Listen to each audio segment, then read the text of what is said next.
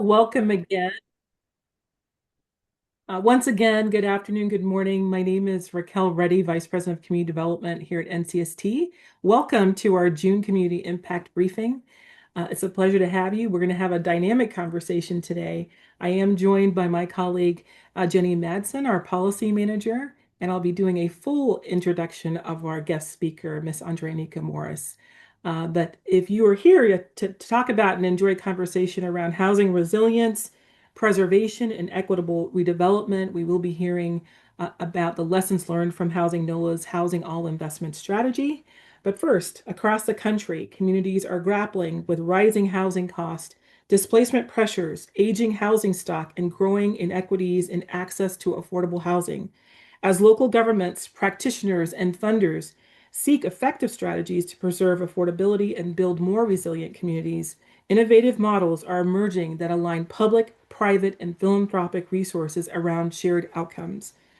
Our conversation today will feature the groundbreaking work of HousingNOLA's Housing All Investment Strategy that has become a leading example of a data-driven, community-informed housing policy and investment. Guided by a mission to maximize scarce public resources and attract new and non-traditional sources of capital, as well as support equitable decision-making across sectors. HousingNOLA has helped shape a comprehensive approach to addressing systemic housing inequities in New Orleans. And we have the distinct pleasure of having Ms. Andreanecia Morris, the Executive Director for HousingNOLA, join us to present on these topics. I would like to formally introduce her at this time. Ms. Morris, as Executive Director for HousingNOLA, it's an ongoing partnership working to end New Orleans' affordable housing crisis. HousingNOLA's mission is to provide a roadmap to maximize scarce government resources, increase non-traditional resources, and assist the private sector in making strategic and equitable choices. Its Housing All Investment Strategy is a comprehensive and radical plan guided by data and community input to address systemic inequity issues in housing, which led to the voters of New Orleans establishing a housing trust fund that will dedicate 2% of the city's general operating fund exclusively towards affordable housing. A native of Edgar, Louisiana, Ms. Morris began working to support the creation of affordable housing opportunities financed with public and private resources in Metro New Orleans after graduating from Loyola University New Orleans with a BA in Communications and Sociology. Ms. Morris also holds a master's in Community Development Policy and Practice from the University of New Hampshire Carsey School of Public Policy. After Hurricane Katrina's floodwaters receded, Morris focused on housing policy and development, implementing programs that created 500 first-time homebuyers, deploying about $104.5 million soft second subsidy in Metro New Orleans, and providing supportive services for approximately 5,000 households, homeowners who were struggling to rebuild, and renters who required wraparound services. Ms. Morris was lead organizer for Greater New Orleans Housing Alliance when it started in 2007 as a loose coalition of community development nonprofits who resolved to rebuild the city of New Orleans. The Greater New Orleans Housing Alliance's advocacy supported members and partners in developing approximately 88,000 housing opportunities between 2006 and 2015. Gambit Weekly named Morris New Orleanian of the Year for her role in HousingNOLA's historic efforts in 2017. As a part of celebrations around New Orleans' historic tricentennial anniversary in 2018, JP Morgan Chase partnered with the Times PicayuneNOLA.com to name Morris one of 12 icons of New Orleans. In 2021, the Consumer Federation of America named her one of its 5 consumer champions. Most recently, the University of New Hampshire chose to celebrate and spotlight Morris's work through its 2023 Sustainability Awards program. And in 2025, Biz New Orleans named her as a woman to watch, and for the 5th year in a row, Morris was named to the Biz New Orleans 500 for 2026. This year, the Greater New Orleans Funders Network selected Morris for a Restoration and Rejuvenation Initiative Community Champion Distinguished Service Award.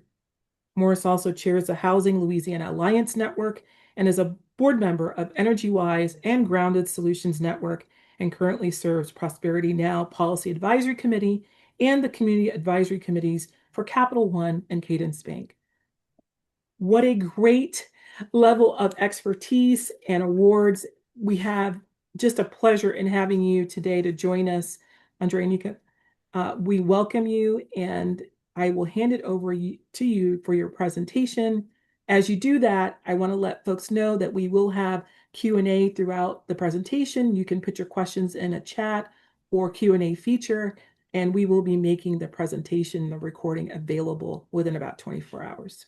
So with that, welcome and thank you for being here. Thank you so much, Raquel, for that welcome. We'll make sure that's shorter next time. And Jenny, thank you for helping coordinate this meeting. This is an amazing space that you all are curating here at the National Community Stabilization Trust. We are pleased to be part of your partnership network and really honored that you wanted to help focus on our work today. So for everyone, I know that the folks on this call this is a room of people who do this work for a living. So we're not going to spend a lot of time we're going to spend some time on the backstory, but we're going to get to the meat of the work right now, because what the folks at NCST asked me to do is to focus on our Housing for All strategy and how we've developed that. But we want to make sure you understand how we got here and how it lines in with our philosophy, where we want to guarantee housing for all. And we think we know we can do that by developing a system that guarantees for all and manages investments in order to ensure ongoing access to housing and resilient housing at that. So without further ado, let's get into it. Obviously, everyone knows about Hurricane Katrina. This is the spark of our work, as when we came back the first 10 years after Katrina, $50 billion went into New Orleans, just New Orleans, and $50 billion with a B when it came. And largely that was private capital and insurance proceeds. But unfortunately, despite the state that massive investment, because there wasn't a coherent, coordinated strategy, there was a lot of fraud, there was a lot of badly and poorly designed programs that did not get where they needed to do. We still brought online 88,000 homes and apartments, but we had a wildly mismatched market where median income was $37,000, median rent was $907, average home values was $192,000. Just a complete mismatch for who lives in our community still, who fought their way back to help bring New Orleans back after Katrina, and the people we continue to make up our community, our great city. We launched at that point for the first time this housing demand model. That also sets our work apart, because we want to talk about the need in very specific numbers, not just in not just invest dollars raised or dollars committed or cranes in the sky, which was the big one after Katrina, but actually what the needs were, what the numbers are based on bedroom size, income, all the different things that people wanted to see that make it hard when you say, oh, there's homes being built and you can't find something for yourself. You can't find something that meets your family's needs. So this is the high level numbers, but we could tell you to the bedroom size, how many people who make less than 30% area median income needed one bedroom homes that were affordable. And we also found in this research, in a lot of markets, that one bedroom units were the biggest need, or the biggest across every income bracket. So, and again, what we were going into was, again, a market that had dramatically shifted over the years. Home prices before Katrina were 160% of those homes were valued at $100,000 or less.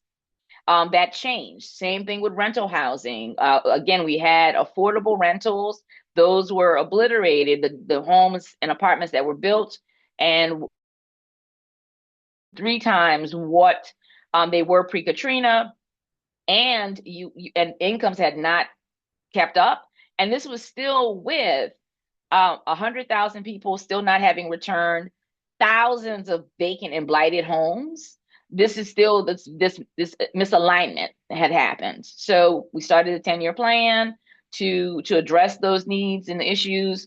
Move forward, again, the state of housing has increased, median income has gone up, but it's still not kept pace. We've seen rents continue to increase, average home value continues to skyrocket, and unfortunately, that's not the great story we'd like to believe that it is, because incomes are not keeping up, and home values are skyrocketing, which should suggest wealth building.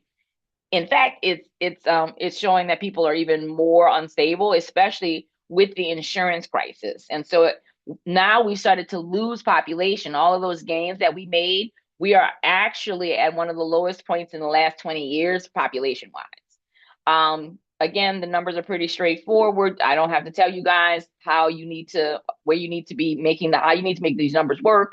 If you're making $58,000 a year and you're a family of four, you shouldn't be spending more than $1,400 total on all your costs.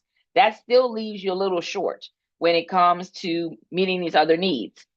When we look at the population change over time, this is also a big part of the problem. We're losing population. We're going down. We're going backwards.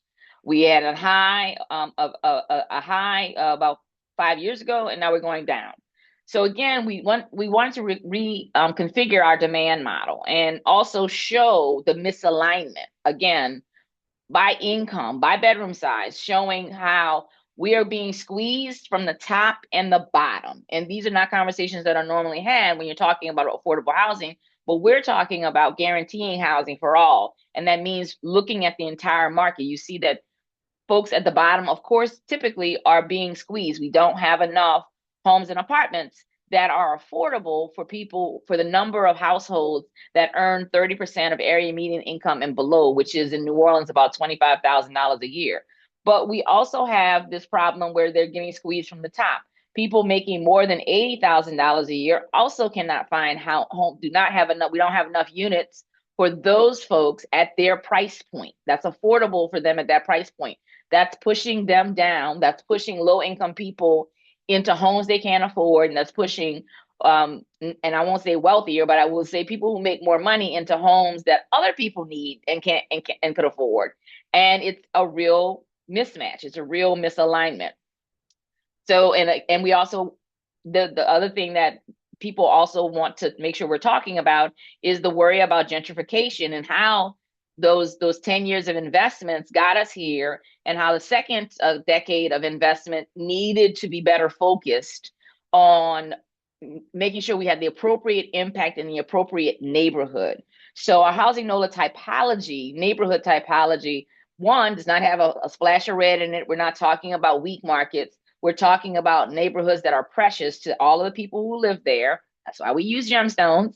And but also being clear about the tipping points, about neighborhoods that are on tipping points and headed towards traditional gentrification issues. Those are our diamond neighborhoods where there's a lot of pressure on those neighborhoods, but also in other places where there's a lot of vacancy, and in neighborhoods that would be considered higher opportunities, grappling with the fact that those neighborhoods are wildly inequitable and not accessible to people who live in who work in those neighborhoods and should have access to them. This all while having a 20% vacancy rate.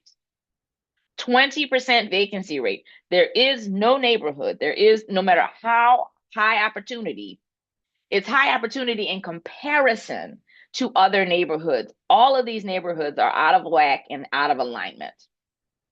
And so, of course, that means that this has also gotten worse because of climate change. Hurricane Katrina is a climate intensified disaster. We cannot ignore what's happening with climate change. That's driving our insurance crisis. We've had a series of hurricanes, not just in New Orleans, but across the entire south, below I-10, the southern part of Louisiana, which has also made this a statewide crisis. And it's racked in another $16 billion in damages just in the last 5 years. This insurance crisis, we are the canary in the coal mine, as we are with so many things. And it's showing how this is how we can finally really get clear with our climate change partners on how housing is the place that you start. Making resilient homes leads to resilient communities, that leads to reductions in carbon capture, carbon emissions. Also, that getting poisonous industries out of people's backyards is the priority, so we can get rid of them. We can have them move on, and or at least be better situated so that they are not endangering the people in their neighborhood and the people who live near them. We need a systems realignment around insurance. We Instead of a market-based approach that seeks to make sure that the insurance companies are comfortable, we need to make sure our communities are stronger, period. And therefore, insurance can be affordable because there's less risk. We want to mitigate risk. That means targeted investments across not just the areas of vulnerability, but the parts of the state and the parts of our communities where it is needed, where there's actually opportunity for healthier, safer communities to spread out and grow and have more people living there. And so we've been working on things like fortified roofs, getting funding into the ground. We've gotten dedicated revenue again. We were really excited last year to lead the charge to get $30 million in dedicated revenue being put out every year by the state of Louisiana in a fortified roof grant program. But we need more. We need about $7 billion in order across the state to get to that tipping point where 20% of the market has fortified roofs. So that is the signal to the market that we are serious about this investment, and we're serious about risk mitigation in our states. But we also want to make sure that we're stabilizing people in the interim, right? Making sure that people who can't hang on, we're losing population at an unprecedented rate. Louisiana is one of the few states that is losing population in the South. So we want to make the investments to stabilize folks in their homes, also making their homes safer, but also backing people off the ledge while we do the work to rebalance the market. And, so we also do a lot of research, as I mentioned, to really get under the numbers. Like, we like using these catchy slogans: what is too damn high? Because people are always saying the rent is too damn high. What does that actually mean? Right? We know the average citizen understands it from when they sit down to pay their bills every month, but what does that really mean when it comes to the numbers? We want to make sure people are actually engaging around this and recognizing that housing is always on the ballot. And that has led to this 10-year investment plan to not just talk about the homes by numbers, the units by need, but also what's the money? What does this cost? And where can the money come from, right? Being very clear that this is not something that the government can wholly subsidize. By our estimates, we think that that local, state, and federal government should only invest about 10% of our total need. They should only be looking to put that up, but they have to be the tip of the spear. And they also have to be ready to do their jobs as regulators and managers of those precious resources. So we're starting with category 1, and this is the part where Raquel and I already decided this, that if we wanted to dig in a little bit, we could, because we wanted to get through the first part of the presentation first and really dig in on this piece. So we have done the numbers, we've done the analysis, we know how many homes, and this is renters and owners, how many of them need their homes rehabbed for sustainability, energy efficiency, and for solar. So we're talking about climate-ready homes. We're talking about homes that are affordable for the folks who live in them, for the folks who own them, from everything from insurance, right? That's one of the biggest issues we have right now, insurance.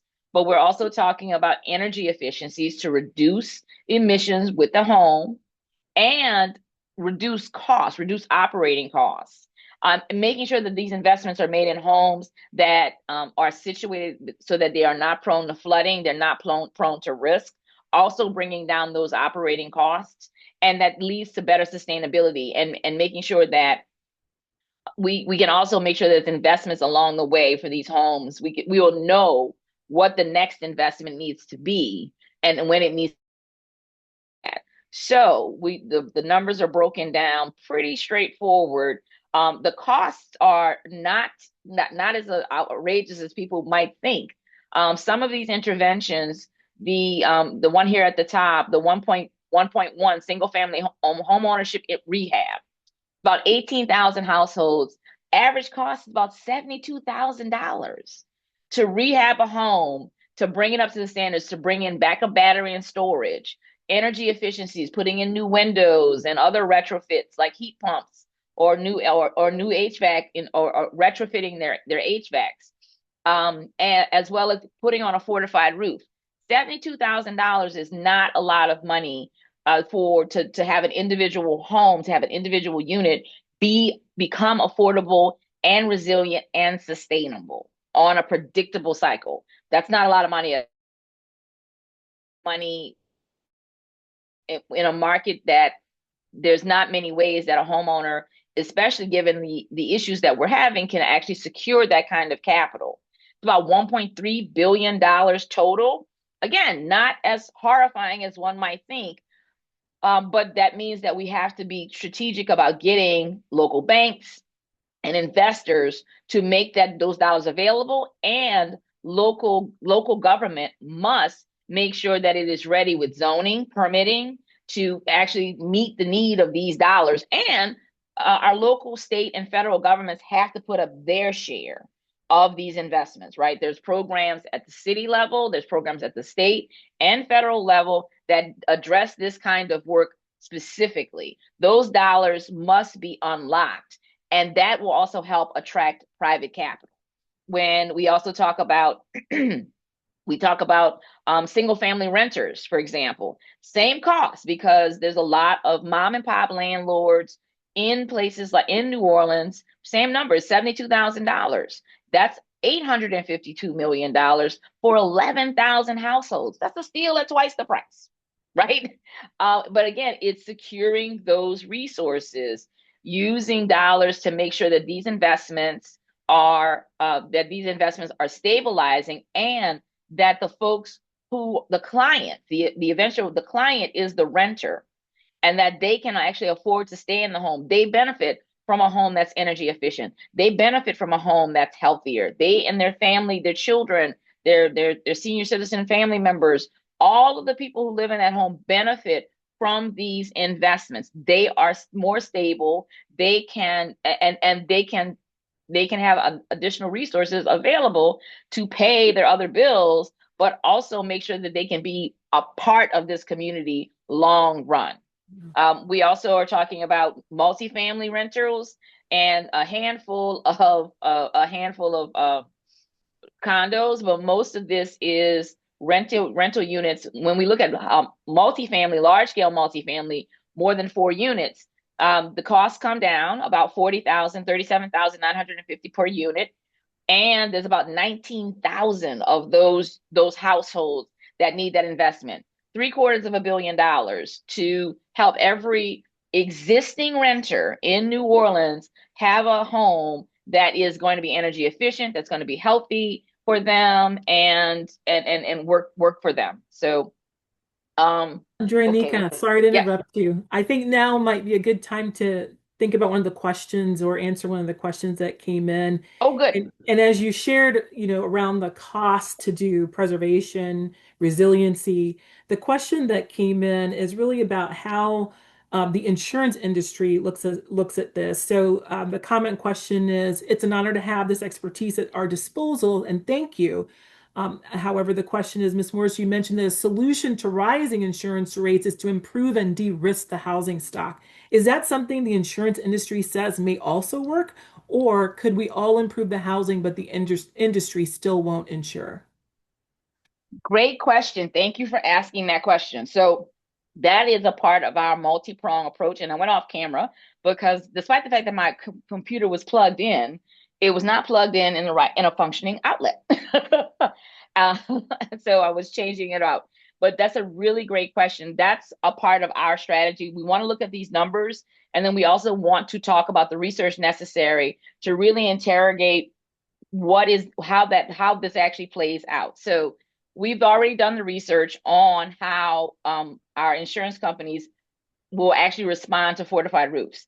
One of the things that's really interesting about the fortified roof program, the building sciences had that research was actually funded by the insurance companies themselves. So they know it works.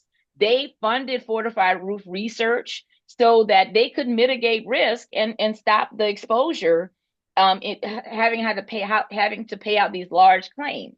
So that should tell you that they want to be they want to be engaged with it, right? They're ready to respond. If you got a fortified roof, your rates are going to come down.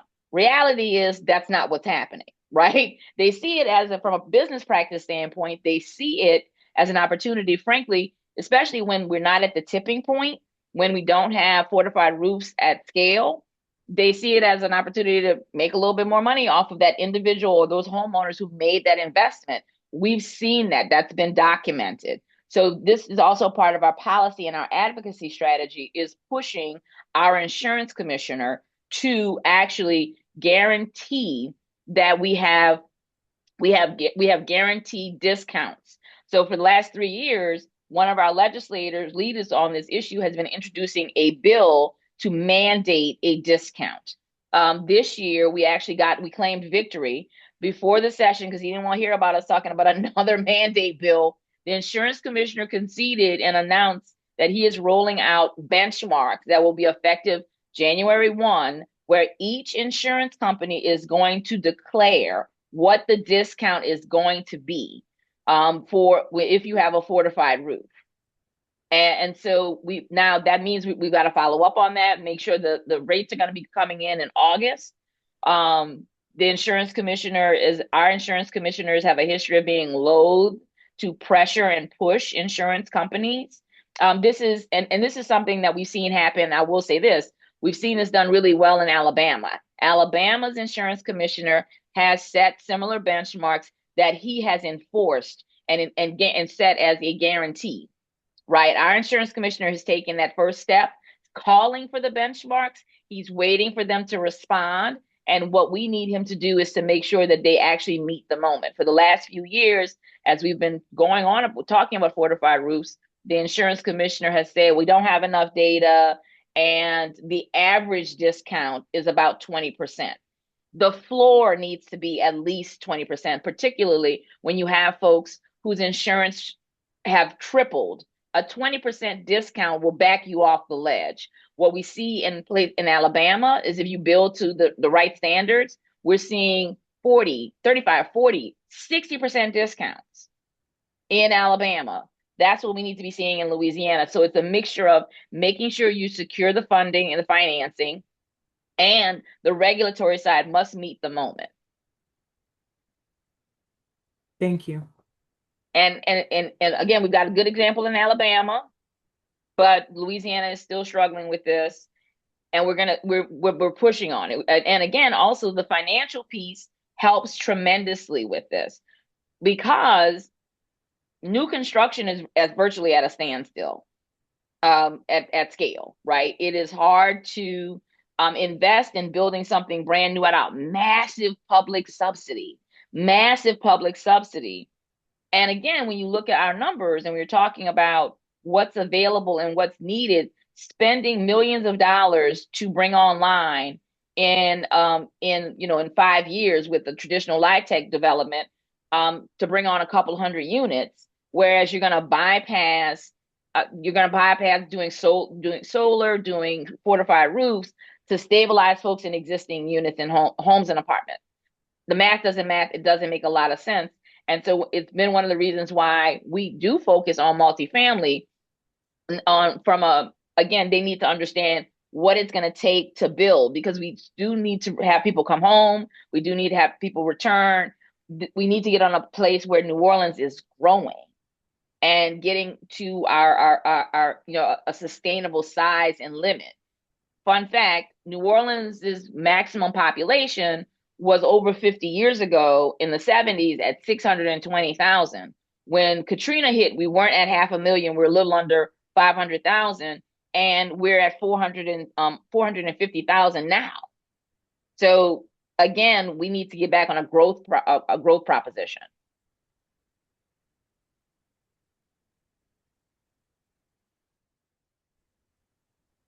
Raquel, anything else in the chat? There was one other question if you'd like to answer it now. It's about solar panels. So if you add solar panels and backup batteries to a home, does a homeowner keep the benefit and reduce energy expenses? Or do you have some arrangement where that money goes back to funders to recoup costs of the installation? That's a great question, Chrissy. So what we have in New Orleans is something called net metering. So the solars, when you have solar panels on your home, you're going to create more energy than you actually produce. So a couple different things. So number one, there were grant programs to help people finance or secure their solar panels as a part of the construction of when they bought their home or a home was built for them. So a lot of first-time homeowner programs factored that in and included that with the construction costs. We did a lot of that post-Katrina. In the last decade, that's slacked off, and we have had these programs put in where help with financing has come with directly connected to lowered utility costs. So you're going to have a lower utility cost. The gap, the delta is going to help you pay down the solar panels. And eventually it'll level out and equalize. You'll have that return on investment. That also has phased out, right? So where we are now is we're talking about a first step process where we're talking about having people have reducing the load on their homes, right? So the initial investment is technology going in to reduce utility costs by making your HVAC systems more energy efficient, which is tremendous savings in a place like in places like Louisiana. And then we're going to start talking about the backup batteries, which we have grant programs to do the backup batteries. And then we're going to get back to where we are with solar panels. In this political environment, unfortunately, solar panels are hard to get support for and to get programs. I'll be candid about the fact that under the Biden administration, Louisiana was given $150 million to put solar panels, a Solar for All program that we call Solar for Y'all, that should have been going to homeowners and having people put them on their homes. There was some time where folks were trying to design layers of the program, levels of the program. And once Trump became president and started decrying these programs, our governor voluntarily gave $150 million back to the federal government. So solar has taken quite a beating in the last few years, last 18 months, really. That's why we're moving to this first step process and we're talking about energy efficiency. And then solar and backup batteries are, next. We do have a backup battery program in New Orleans that escaped that funding sweep. And so that's going to be deploying. All right. Great. I'll let you finish with your presentation. We've got some other questions coming in, but feel Okay. free to move forward. Yeah. So category 2, preservation and acquisition rehab. This is another big one. You heard me mention the 88,000 homes and apartments that came online, the 10 years after Katrina. It's been 20 years. Those homes and apartments are now coming to an inflection point where they need investments. They are also not escaping the need for investment and the insurance crisis. So to preserve, and we're focusing here on about 9,000 LIHTC units that came online post Katrina. So large scale multifamily, and the preservation dollars needed to get this done. That's about $3 billion that need to go into these units to preserve them.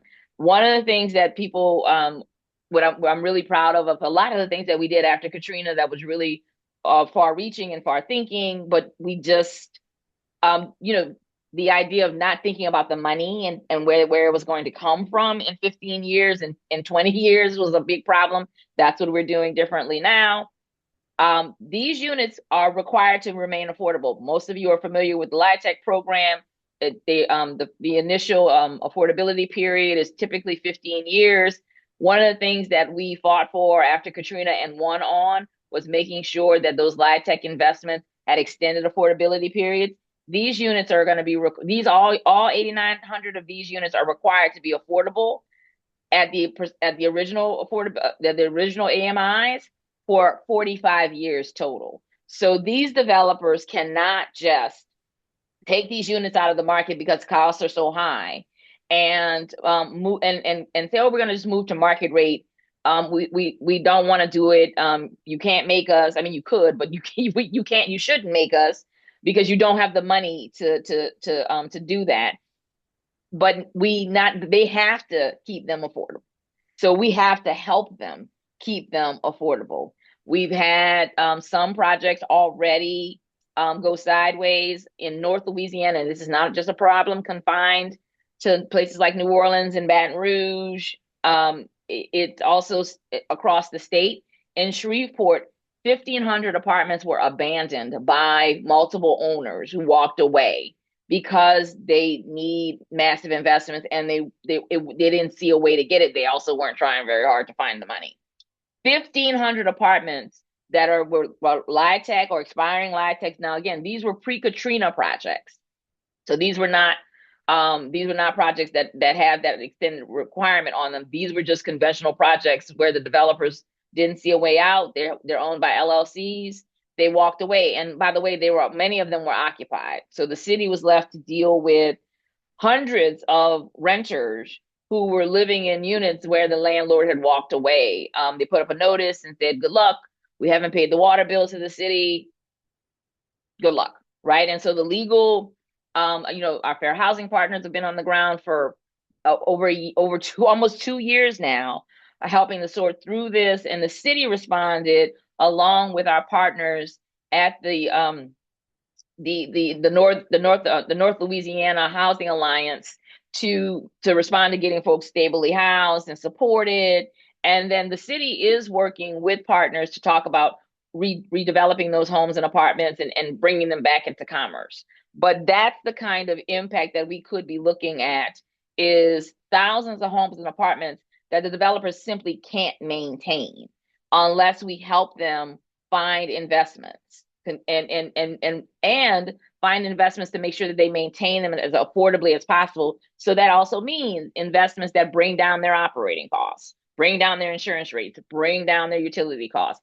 That benefits the renters inside of it. It also preserves the value of the property itself. It stabilizes the larger community. It's win-win on all sides.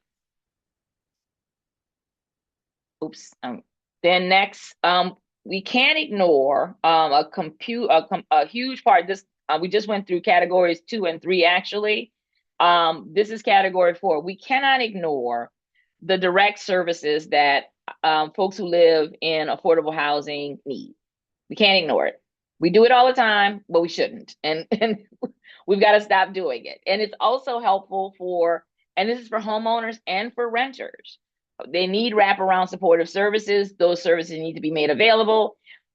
Since the 2008 financial crisis, this government has bizarrely defunded homebuyer counseling and reduced those costs. State and local government has to step in. Philanthropy has to step in. Lenders have to step in. We need financial supportive services to help wrap around with folks long run, not just renters who are in the Section 8 program, not just first-time homeowner programs that help you clean up your credit so you can borrow money, but long-term financial planning and support that take people from unstable to wealth building, and whatever that means for them.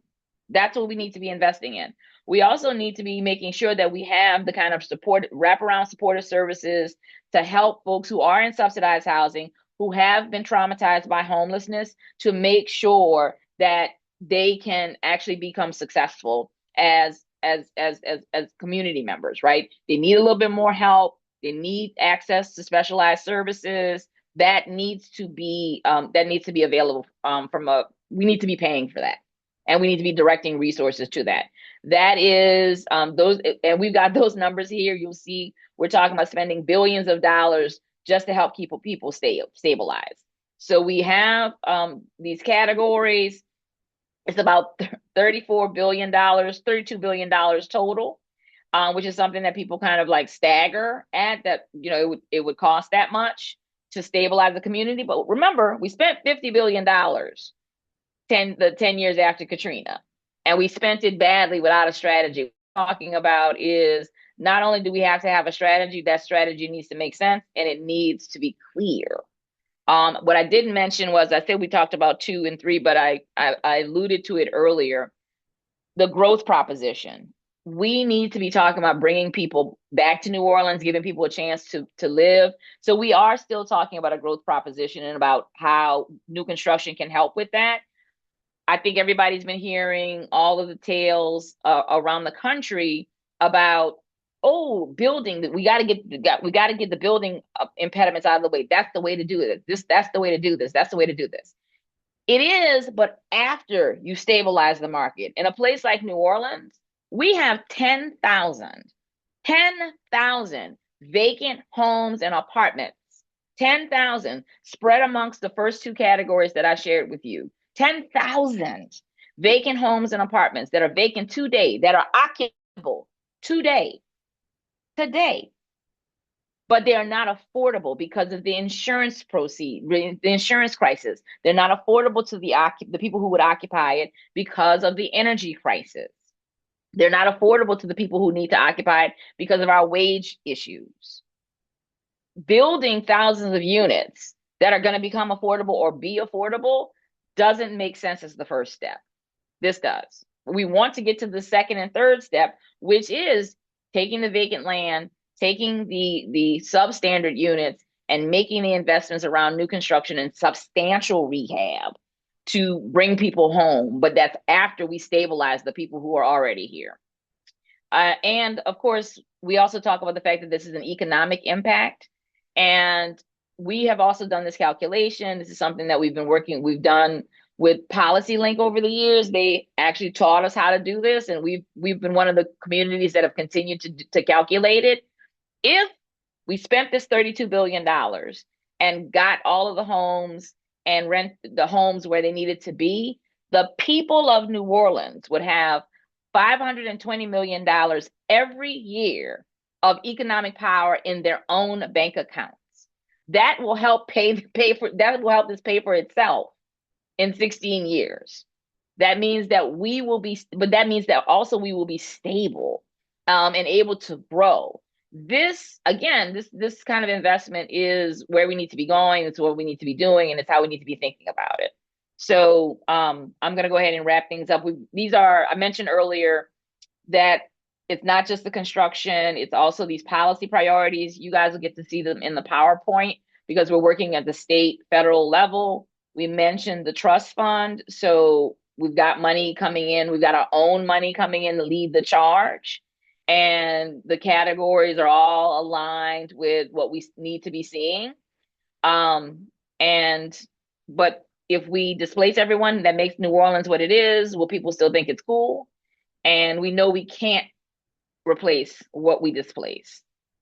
We can't. So we want to stop that, and we want to start talking about growing. So thank you so much.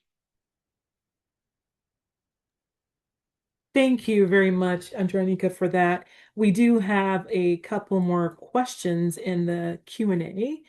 I'm not sure why I'm not showing up there, but let's do this one more time. All right. Well, I saw a bunch, and yeah. Oh, you know what it is? I so think they're in the chat. they're in the chat. Yeah, let's go to the chat real quick. We've got one coming in, Kevin Moody. Hi, Kevin. Thanks for your question. So when rehabbing homes, is the permit office requiring that homes meet minimum energy efficiency requirements, or is it a wish list? So no, that's another bit of an advocacy that we've been working on. About 3 years ago, we worked with our home builders, our state home builders. And a lot of y'all know what that means. Our state home builders came to us and said, okay, the things we've been fighting y'all since Katrina, like changing the building codes, we're going to help you with, because the contractors realize that they need, again, they need game plans. They need a strategy that they can actually get financing for. Construction is slowing down considerably, if not at a halt in some places. So the thing that we had been fighting for, they came to it and said, we want to work with you on this. And we got passed unanimously building codes. We jumped 10 years in one round of building code upgrades. We jumped to the place where we have the most advanced resiliency and energy efficiency building codes in the South. So it's not just a wish list. Yeah. It is built in. Now, of course, that's just new construction, right? That's just new construction, but Mm. it's a good guiding point. And we're also working with our regional housing alliances to make sure that their local building codes and their safety and permits offices are embracing those in codes and doing them correctly. So that's we set the policy, and then we got to come back and make sure that it's actually being deployed correctly. So Yeah. no, yeah, we can't just hope and wish. Exactly. Well, thank you for that. One more question Great from question. Angela Abruski, and question really has to do with multifamily. And so, how do you keep multifamily affordable units online once the affordability period is over? And just following up to that, maybe the other way to look at it is how do you incentivize the developers to keep the units affordable after the affordability period? Well, and that's been part of it is again making sure the affordability periods are appropriate and that they're the appropriate clawbacks inside of them, and that we're constantly calibrating and talking about what investments are necessary to make sure that happens. A lot of housing finance agencies have the ability to force developers to extend on LIHTC deals at years 12 or 13. That's something Louisiana has never done. So we've never exercised those options, never. That's been a big part of the issue. While we're using this 45-year period to talk about how do we make it so that that the state has the data available, not just for New Orleans, but for all of the states, for across the state where the rest of these units are, so that if they know they must compel the developer to extend, and Mhm. that way we also will have a pipeline of developers, and there's people who do this for a living who will come in the communities and buy up a LIHTC deal Mhm. intentionally to extend it. They can't do business in Louisiana because we don't have they know we don't have, and the developers know that we don't have a state housing financing agency willing to make those to push on those levers. With this 45-year period, they don't have a choice. We've got to get the pipeline going, and then we also have to make sure that our regulators understand their role and that they're getting the data necessary to say, okay, we've got units. We do all of the good things, and we get people to come to make these investments. Mhm. There has to be this ongoing evaluation, this ongoing conversation. Hey, we're going to need to extend you, and we've got people who can help finance this. We've got resources to help finance it, because what's been happening, of course, is it becomes a competition, right? A scarcity conversation. Typically, they extend a LIHTC deal. You're going to need recapitalization credits, which you can only get from your 9%, right? Mhm. And so that means new developers can't get those 9%. And you're playing this, and the new developers want the 9% because they want the developer fee, right? Because that's keeping them going. Forget about, and they're, what, and in the traditional sense, most people are thinking, well, in 15 years, I'm going to get to turn this into a market rate unit and it's going to make more and I'll build my little empire. That's one of the problems with how severe the misalignment in our market is. That strategy does not work.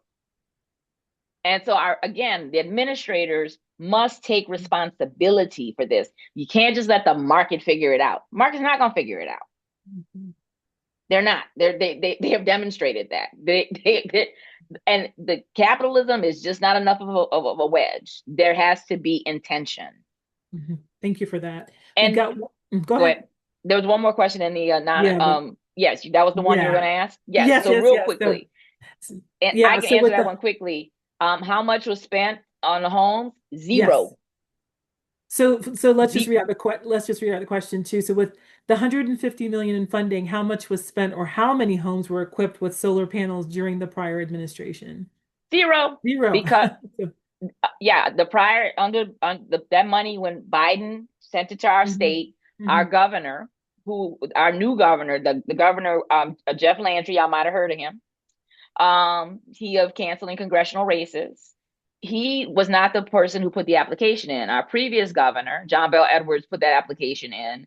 When Jeff Landry put the application in and President Biden was in office, he kept the money and sat on it and then waited until Trump came into office and Trump demanded those funds be returned, and Jeff Landry So, and nothing had been done other than Mm, conversations and debates and discussion about where the money was going to go.